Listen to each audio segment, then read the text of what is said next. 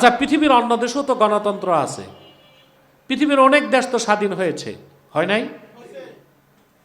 কিন্তু এই যে জাতীয় সৌধে যে আমাদের দেশে স্মৃতিসৌধে যে পুষ্প অর্পণ করে মস্তক নত করে চুপচাপ থাকে, এটাও তো এক প্রকার শিরক। এটা পৃথিবীর আর কোনো দেশে নাই কেন?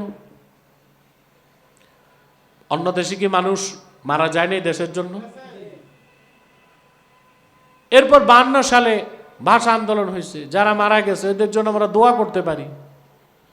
দেখা যায় 21শে ফেব্রুয়ারি সকাল সকাল ফজর নামাজ পড়ে নেই একটাও, ফুল কয়টা নিয়ে আর নগ্ন পদে যে এই মূর্তি প্রস্তর না, এটার সামনে খালি পায়ে উঠতে হবে, ফুল দিয়া ওখানে নীরবতা পালন করে। এগুলো হচ্ছে প্রস্তর পূজা।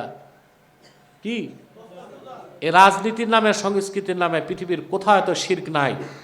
এই শিরকের প্রতি দুর্বল কেন এই জাতি? কারণ এদের পূর্বপুরুষ অধিকাংশই ছিল হিন্দু বা পৌত্তলিক।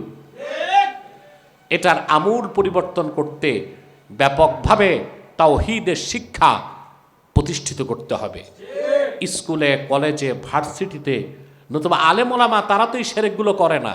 দিন যারা শিখছে তারা তো এই সেরেকগুলো করে না, করছে তারাই যাদের দিনের এলেম নাই, শুধু স্কুল কলেজের পড়াশোনা আছে। তারা জানে না রাজনীতির নামে কোন কাজটা শিরক, সংস্কৃতির নামে কোন কাজটা শিরক। দেখেন তো, ঈমান আনে কিসের উপর? ঈমান আনে রাষ্ট্রের উপর, ঈমান আনে সংবিধানের উপর।